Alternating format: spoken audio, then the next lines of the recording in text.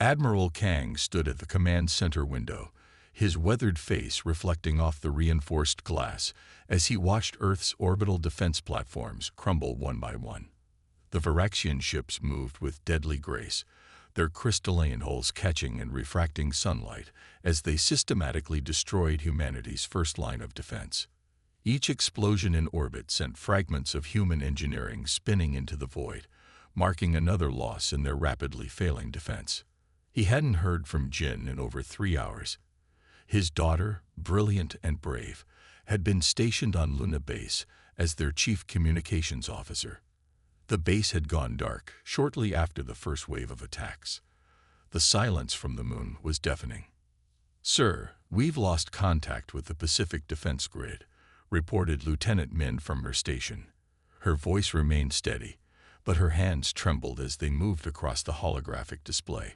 "The Asian grid is at 40% capacity and failing." Kang didn't respond immediately. He watched as another defense platform erupted in a brilliant flash of light. The Varaxians had known exactly where to strike, taking out their communications first, then methodically destroying their orbital defenses. It was textbook military strategy, executed with terrifying precision. "What's the status of the underground shelters?" he finally asked, turning away from the window. "Civilian evacuation is at 75% completion," Min answered. "But sir, we're receiving reports of Varaxian dropships entering the atmosphere over major cities." The command center's main screen showed multiple red dots descending through Earth's atmosphere. Each dot represented hundreds of enemy soldiers, coming to claim what their fleet had softened up. The Varaxians weren't just launching an attack, they were beginning an invasion. A sudden burst of static filled the command center speakers. "This is Luna Base. Can anyone hear us? This is Lieutenant Jin Kang. We're still operational." Kang's heart leaped at his daughter's voice, but he maintained his composure. "This is command. Report, Lieutenant. We managed to reroute power through auxiliary systems." Jin's voice crackled through. "The Varaxians hit our main communications array, but they missed the backup. Father, they're not just attacking. They're setting up some kind of device in orbit.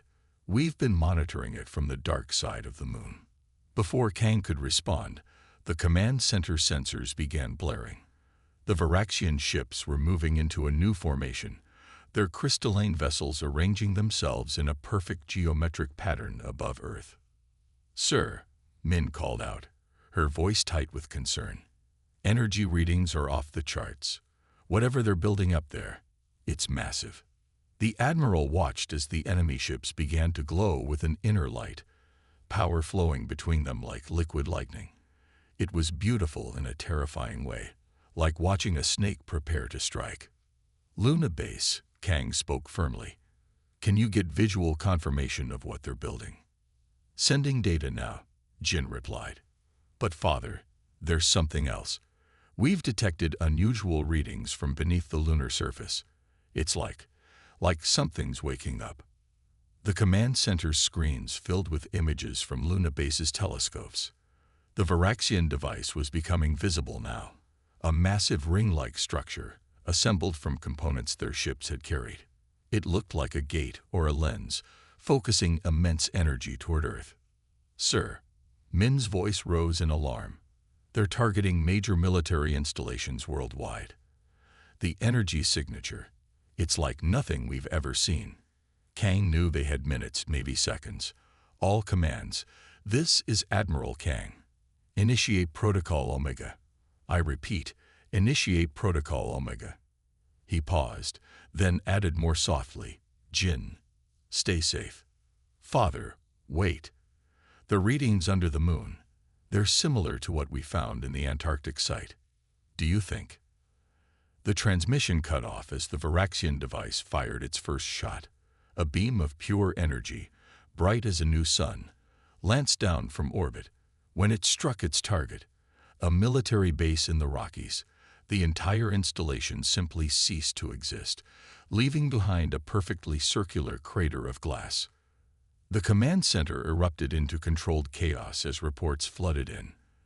The Viraxians were systematically eliminating military targets, using their orbital weapon with surgical precision. Earth's remaining defenses were falling faster than anyone had predicted. But Kang felt a glimmer of hope. Jin's last words about the Antarctic site echoed in his mind. Perhaps humanity's last-ditch contingency plan wasn't so desperate after all. If what they'd discovered there years ago was similar to what was stirring beneath the moon's surface. Send word to all surviving commands, he ordered. Fall back to secondary positions. Initiate dispersal protocols. He turned to Min. And get me a secure line to the Antarctic facility. It's time to wake up our insurance policy. As the command center staff carried out his orders, Kang returned to the window. The Viraxian ships continued their deadly dance above Earth, their crystalline forms now glowing with power. They thought victory was certain. They thought humanity would break easily. But they didn't know about the discoveries in Antarctica. They didn't know what lay sleeping under the lunar surface. Most importantly, they didn't know humanity's capacity for survival, for adaptation, for fighting back against impossible odds. The Admiral smiled grimly as another defense platform exploded in orbit. This wasn't the end. As he told Jin, this was only the beginning. The real war was about to start, and the Viraxians were about to learn why you should never corner a species that had survived everything its own planet had thrown at it for millions of years. In the darkness of space, the crystalline ships continued their assault, unaware that their certain victory was about to become anything but certain. Dr. Han wiped sweat from her forehead as she stared at the readings on her screen. The underground bunker beneath Old Seoul hummed with the sound of emergency generators and cooling systems. Her small team had been working nonstop for 72 hours, analyzing data from the Viraxian attacks. Now, finally, they had found something. Captain Lee. She called out again, louder this time. You need to see this immediately. Captain Lee emerged from the makeshift break room, coffee cup in hand. His uniform was wrinkled from sleeping in his office, and dark circles shadowed his eyes. Like everyone else in the bunker, he hadn't seen daylight since the invasion began. What have you found? He asked, leaning over her shoulder to look at the screen. Dr. Han pointed to a pattern in the data. Look at these energy signatures from their shield systems. We've been analyzing them all wrong. Everyone assumed their shields were pure energy barriers, but they're not. They're crystalline structures, just like their ships. She pulled up a simulation showing the Viraxian shield frequency patterns. See these regular pulses. They're not random fluctuations. They're maintenance cycles. The shields have to realign their crystalline matrix every few minutes to maintain integrity. Captain Lee's eyes widened as he understood the implications. You're saying there's a gap in their defenses, a moment when they're vulnerable. Better than that. Dr. Han smiled for the first time in days. I think we can force that realignment. If we hit their shields with the right frequency at the right moment, we could shatter the entire matrix. The captain set down his coffee cup and pulled up a chair. How long would the gap last? Only seconds, Dr. Han admitted. But that's all we'd need. A single well-placed shot during that window would be enough to disable any of their ships. A distant rumble shook dust from the ceiling. The Viraxians were bombing the surface again, searching for hidden military installations. The bunker's reinforced walls had protected them so far, but everyone knew it was only a matter of time before they were found. How soon can you have a working prototype? Captain Lee asked. Dr. Han gestured to a half-assembled device in the corner. We've been modifying some of our sonic mining equipment. The principle is similar, using resonant frequencies to shatter crystalline structures. We just need to adjust it to match the exact frequency of their shields. Another explosion rocked the bunker, closer this time. Warning lights flashed as the ventilation system struggled to clear the dust from the air. They're getting closer, Captain Lee muttered. How much time do you need? Give me 6 hours, Dr. Han said, already turning back to her work. And pray they don't find us before then. The next few hours were a blur of calculations and adjustments. Dr. Han's team worked frantically, knowing each minute could be their last. The sounds of bombing grew steadily closer, but they couldn't evacuate. Not when they were so close to a breakthrough. 5 hours later, Dr. Han made the final adjustments to their prototype. It looked crude, a collection of mining equipment and modified military hardware cobbled together with whatever they had available. But the readings were promising. "Ready for the first test," she announced. Captain Lee had been coordinating with what remained of Earth's defense forces. He joined her at the testing range they'd set up at the far end of the bunker. A salvaged piece of Varaxian technology, part of a crashed ship, sat behind a scaled-down version of their shield system. Dr. Han activated the device. For a moment, nothing seemed to happen. Then the shield began to vibrate, its usual smooth purple glow becoming erratic. Suddenly, there was a high-pitched sound like breaking glass, and the shield shattered into nothing. The sample of Varaxian technology behind it had cracked clean through. "It works," Captain Lee breathed. "My God, it actually works." Before they could celebrate, the bunker's alarm system screamed to life. Multiple Varaxian signatures detected. A computerized voice announced, "Hostiles approaching from all directions." "They found us." Captain Lee grabbed the prototype. "We need to move now."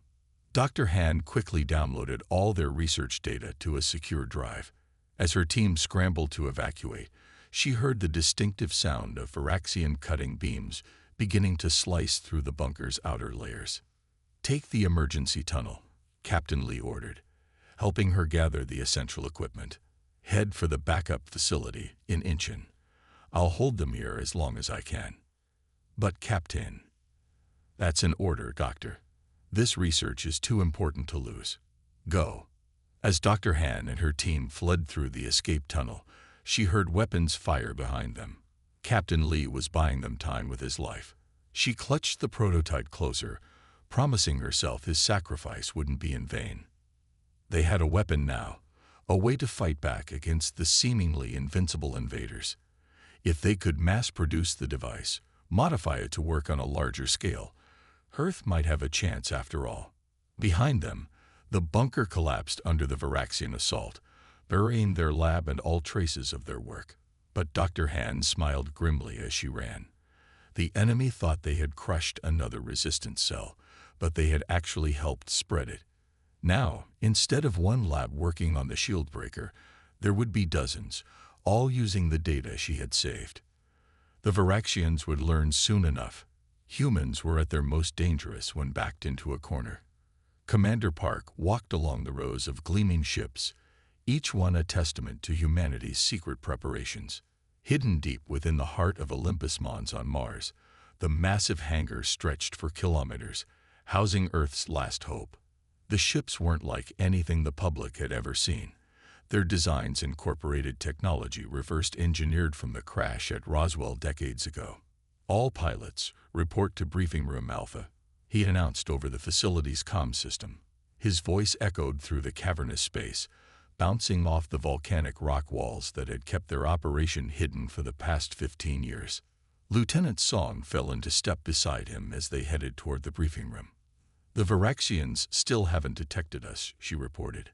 "Their scanners can't penetrate the mountain's unique mineral composition. We got lucky there." Park nodded. That same mineral composition was what had drawn them to build the facility here in the first place. "How many ships are combat ready?" 352, Song replied. "Not as many as we hoped, but each one carries the advanced tech. The neural interfaces are fully operational, and the quantum drives are stable." The briefing room was packed when they arrived. Hundreds of pilots, the best Earth had to offer, sat waiting. They'd trained in secret for years, preparing for a day they hoped would never come. Now that day had arrived.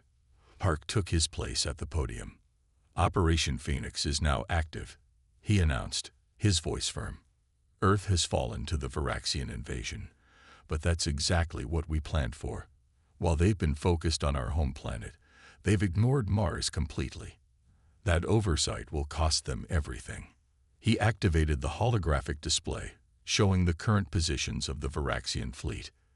"Their ships are powerful, but rigid. They rely on crystalline technology, both beautiful and deadly, but inherently fragile. Our ships are different. We've combined their salvage tech with human adaptability and innovation. The display shifted to show one of their own vessels. Its sleek design was unlike anything humanity had publicly produced. These ships aren't just machines, Park continued. They're an extension of their pilots. The neural interfaces mean you'll feel them as if they were your own bodies. Your reflexes will be instant. Your maneuverability will be unmatched. Lieutenant Song stepped forward. We've received word from Earth. Dr. Han's team has discovered a weakness in Varaxian shield technology. We've already incorporated her findings into our weapon systems. A murmur of excitement ran through the crowd. Park let it die down before continuing. The Varaxians think they've won. They believe they've crushed Earth's military capability. They have no idea we've been waiting for this moment, hidden in plain sight on their doorstep. He looked out at the faces before him, men and women who had given up their public lives to train for this mission. Some had been here since the facility's beginning, living under assumed names, their families thinking they had died years ago. In 6 hours, we launch, Park announced. The Varaxians will be focused on their victory celebrations. Their ships will be in parade formation above Earth. We'll emerge from the far side of Mars, using its magnetic field to mask our approach until the last possible moment. The hologram showed their planned attack route. We'll strike their command ships first. Our quantum drives will let us jump inside their defensive perimeter before they can react. By the time they realize what's happening, we'll have already eliminated their leadership. Lieutenant Song brought up the next tactical display. Without central command, their rigid battle doctrine will work against them. They don't adapt well to unexpected situations.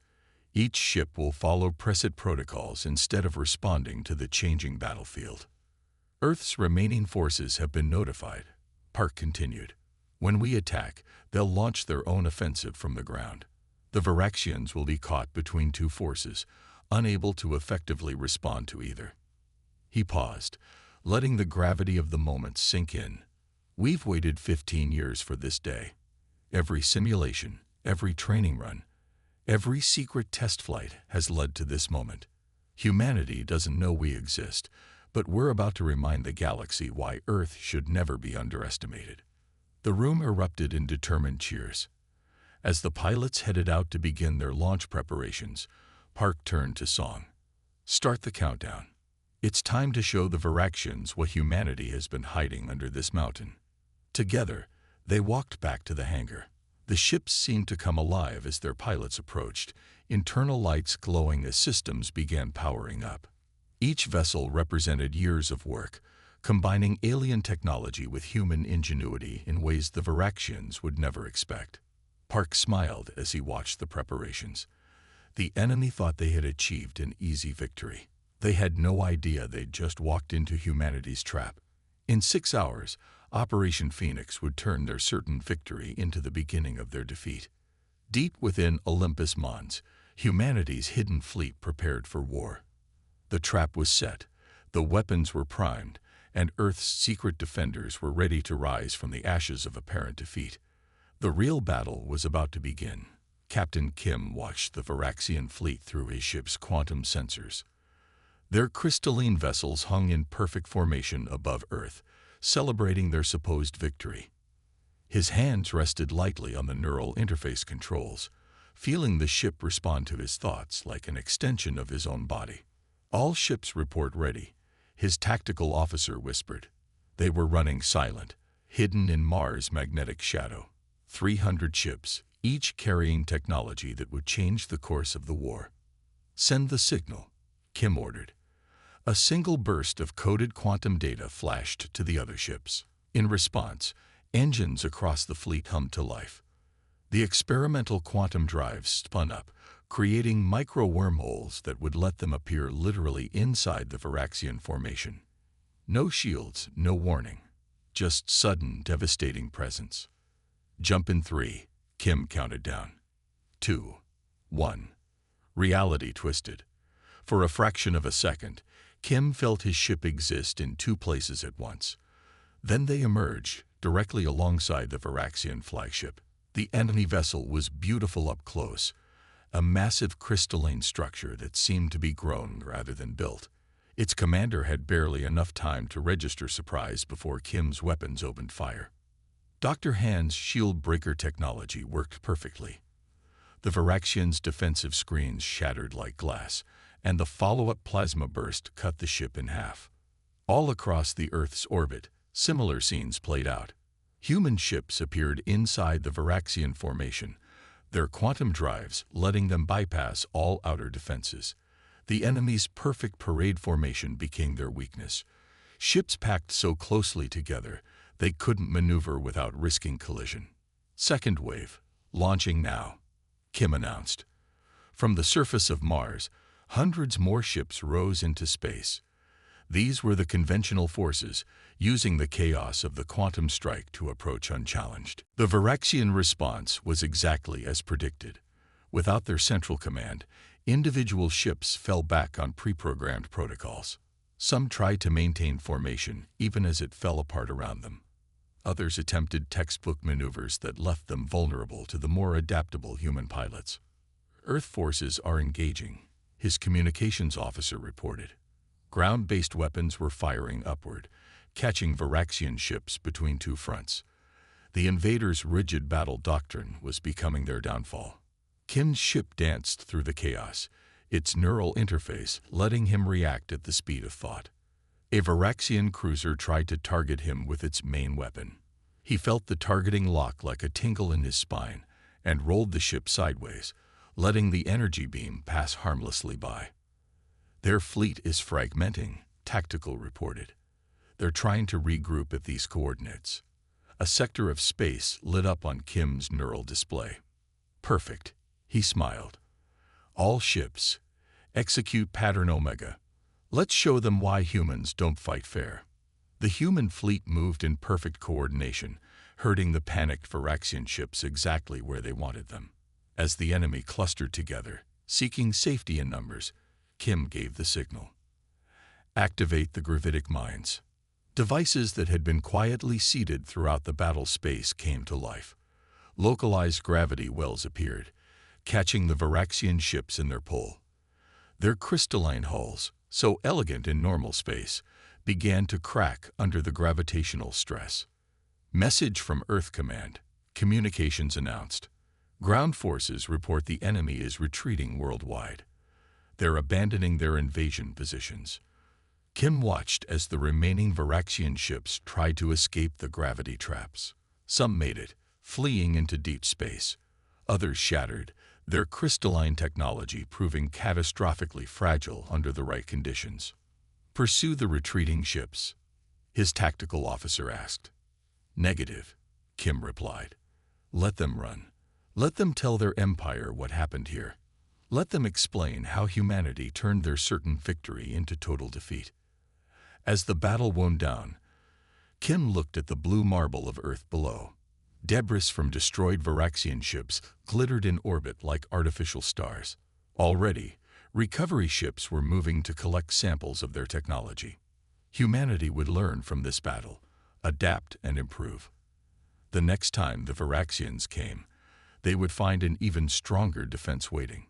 Send word to all ships, he ordered. Operation Phoenix is complete. Well done, everyone. Now the real work begins. The fleet regrouped, their quantum drives powering down. They had revealed themselves to save Earth, and now there would be no more hiding. But they had also shown the galaxy something important. Humanity was not to be underestimated. In his command chair, Kim smiled. The Varaxians had thought victory was certain. They had never considered that humans might have planned for invasion, might have spent years preparing in secret. They had learned an expensive lesson about human ingenuity and determination. As his ship turned toward Earth, Kim thought about all the years of preparation, all the sacrifices made to create this hidden fleet. It had been worth it. Humanity had not just survived. They had changed the rules of engagement forever. The war wasn't over. The Varaxian Empire would return, probably with an even larger fleet. but they would never again make the mistake of thinking victory was certain. Not against Earth, not against humanity. Behind him, the stars glittered with promise and threat. Humanity had announced its presence on the galactic stage in spectacular fashion. Whatever came next, they would face it together, with all the cunning and determination that had let them turn certain defeat into unexpected victory. Major Yoon felt her ship respond instantly through the neural interface as she led her squadron through a series of impossible turns. The human vessels moved like a school of fish, weaving between the massive Varaxian warships that tried desperately to track them. Hawkeye Squadron, maintain Delta formation, she commanded, her thoughts translating directly into ship movements. Target their weapon nodes when we pass. Remember, they can't turn fast enough to follow us. The Varaxian fleet had returned as expected, but this time Earth was ready. Their new ships, enhanced with both captured alien tech and human innovations, were proving to be game changers in close combat. Enemy ships adjusting formation, her tactical officer reported. They're trying to create a firing corridor. Yoon smiled. The Varaxians were still thinking in terms of traditional space combat, broad firing lanes, and coordinated volleys. They hadn't adapted to the new reality of warfare that Earth had created. All ships, execute maneuver Sigma, she ordered. Her squadron split apart, each ship taking a different vector, but maintaining their deadly coordination through their neural links. To the Varaxians, it must have looked like chaos. In reality, it was a perfectly choreographed dance. The enemy ships fired, their crystalline weapons launching beams of devastating energy. But the human vessels were already gone, slipping through gaps in their formation that the Varaxians didn't even realize existed. Target lock achieved, announced Lieutenant Park, her wing leader. Firing shield breakers. Multiple shots struck the nearest Varaxian warship. Its shields fractured and collapsed, the crystalline matrix shattering under the precisely tuned frequencies. Before it could recover, 3 human ships darted past, their plasma weapons carving deep gashes in its hull. Major Yoon's neural interface fed her constant updates about the larger battle. Earth forces were engaging the Varaxian fleet across the solar system, using hit-and-run tactics that frustrated their attempts at organized resistance. The enemy's rigid command structure was struggling to adapt to warfare on this scale. Major, her sensor officer called out. Large energy spike from the enemy flagship. They're charging something big. Through her neural link, Yoon saw the massive Varaxian vessel beginning to glow with accumulated power. Its crystalline structure was channeling energy in a way they'd never seen before. All ships, break off and scatter, she ordered. But even as she gave the command, she was already forming a new plan. Hawkeye 3 through 6, circle around to their rear. The rest of you with me. The Varaxian flagship fired, releasing a wave of energy that expanded outward like a ripple in space. But Yoon's squadron was ready. They split apart, their smaller ships diving through gaps in the energy wave, while their shield breakers disrupted its coherence. Now, Yoon commanded. Her ships regrouped and charged straight at the flagship, while it was still recovering from the massive energy discharge. The Varaxians, committed to their traditional tactics, never expected such an aggressive counterattack. Shield breakers at full power, she ordered. Target their command center. Fire. Multiple beams struck the flagship's shields simultaneously. The crystalline defense matrix tried to compensate, shifting and realigning. But the human weapons had been specifically designed to exploit this process. The shields shattered completely. Direct hits confirmed, Tactical reported. Their command and control systems are offline. Without central coordination, the Varaxian fleet began to fall into disarray. Individual ships tried to respond according to their standard protocols, but those protocols never accounted for the type of combat humans had developed. Major Yoon guided her squadron through another series of impossible maneuvers, striking vulnerable points on multiple enemy vessels. The neural interfaces let them react faster than any traditional pilot could, while their quantum drives gave them maneuverability that seemed to defy physics. Enemy fleet is beginning to withdraw, communications announced. They're falling back to their rally points. But Yoon wasn't finished. All ships, form up on me. We're going to show them why you don't underestimate Earth. Her squadron reassembled into attack formation, their ships moving in perfect synchronization.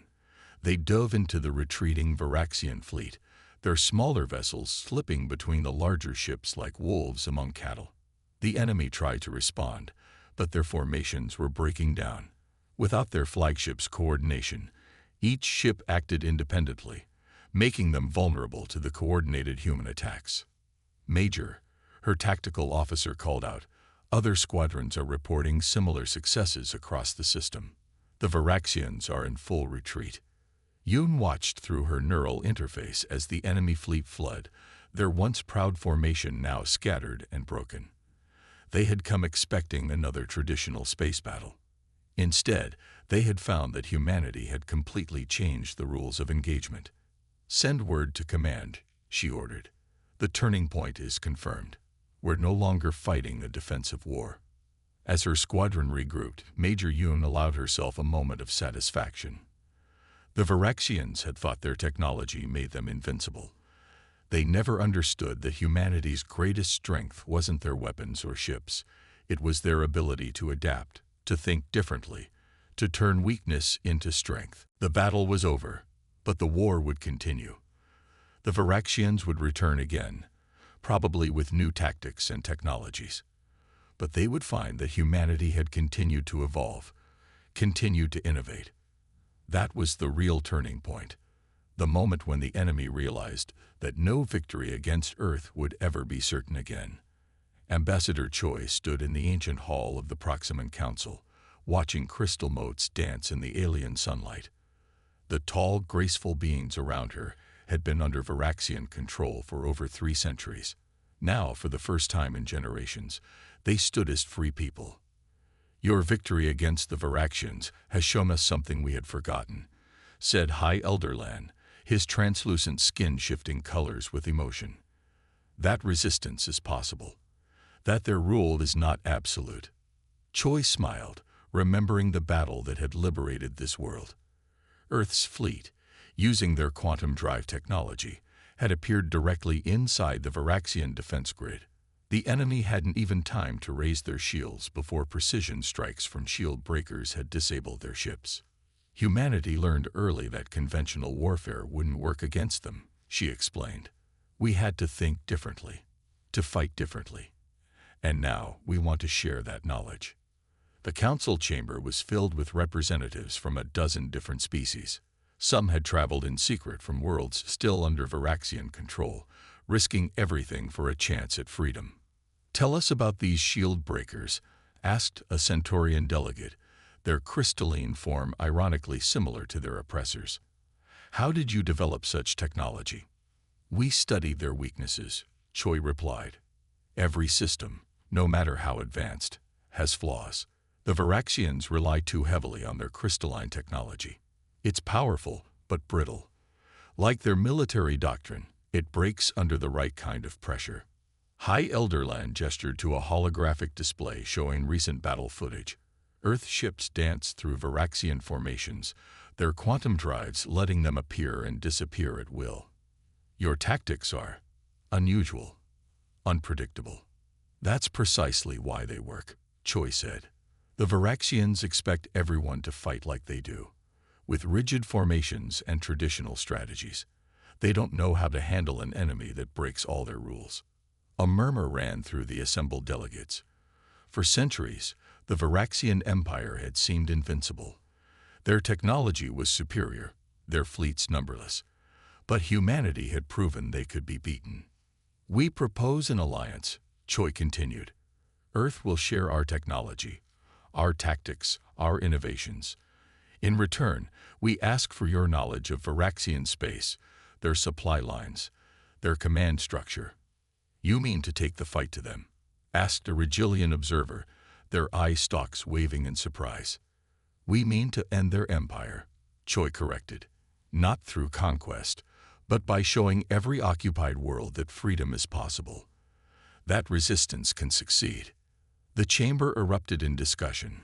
Some delegates were eager to join Earth's cause immediately. Others were more cautious, worried about Varaxian reprisals. But all of them could sense that a fundamental change was coming to the galaxy. High Elderland raised his hands for silence. The Proximans have already decided. We will join your alliance. Our shipyards are yours to use. Our scientists will work with yours to improve your technologies. One by one, other delegates stepped forward to pledge their support.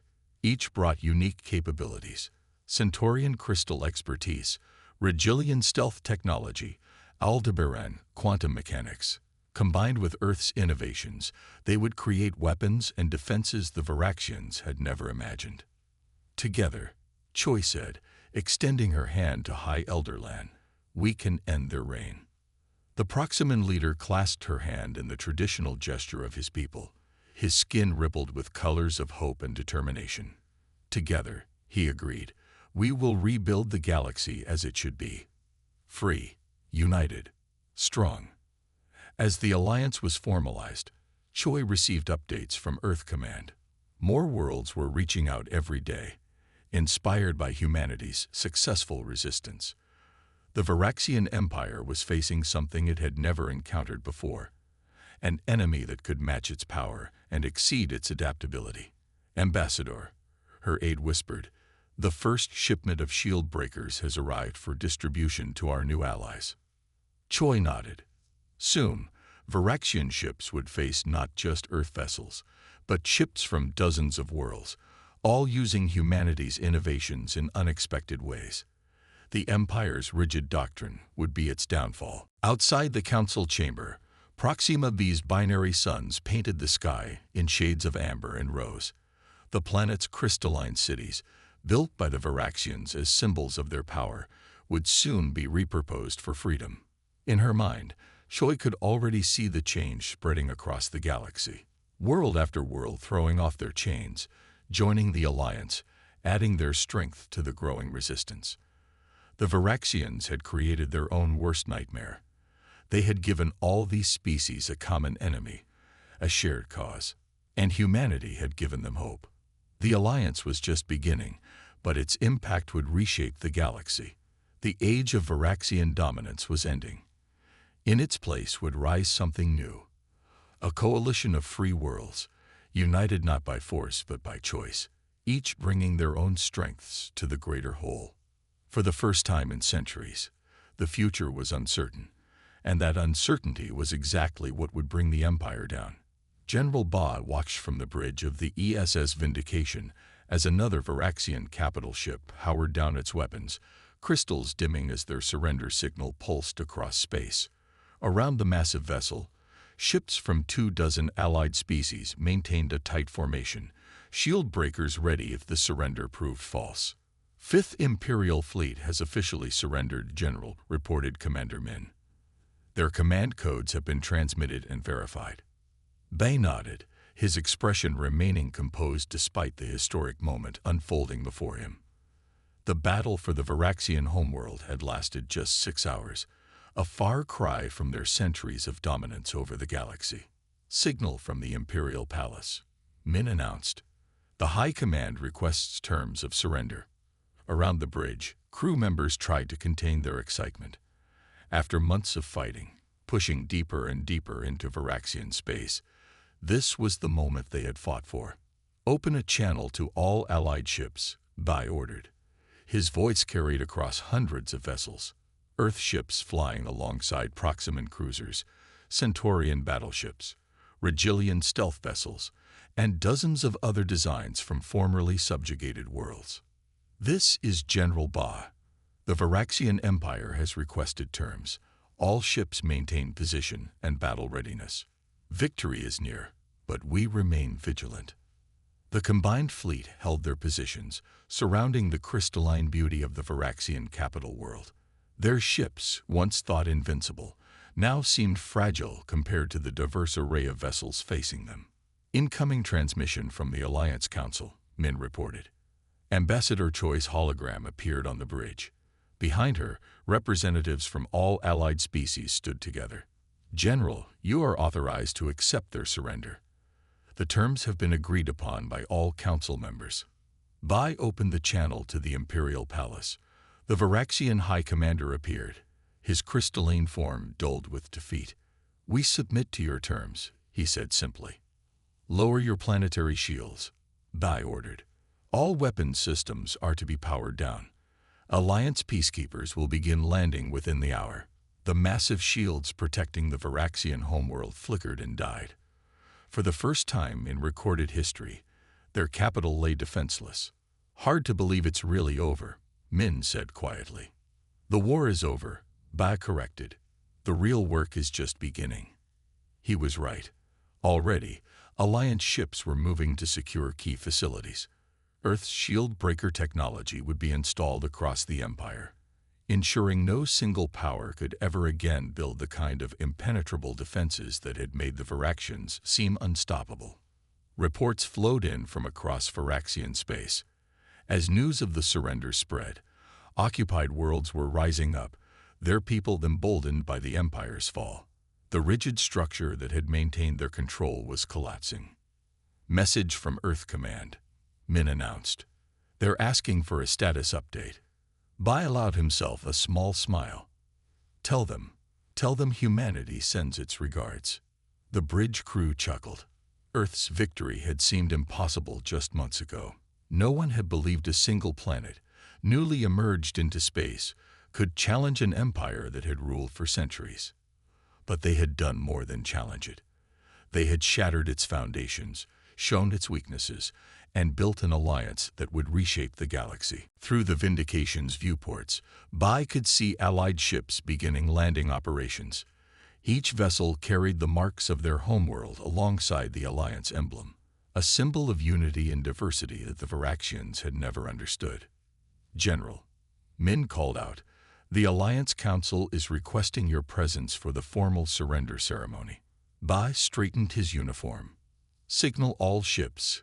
Maintain battle stations until I return. Victory is ours, but we remain professional to the end." As he prepared to transport down to the palace, Bai thought about the long journey that had led to this moment. From Earth's first desperate defense to the formation of the Alliance, from hit-and-run tactics to this final victory. Humanity had proved itself among the stars. But more importantly, they had proved something to the galaxy. That determination, adaptability, and cooperation could overcome any obstacle. The Varaxian Empire had fallen not just to Earth's weapons, but to the idea that every species deserved freedom. The future was uncertain, but that uncertainty was a gift.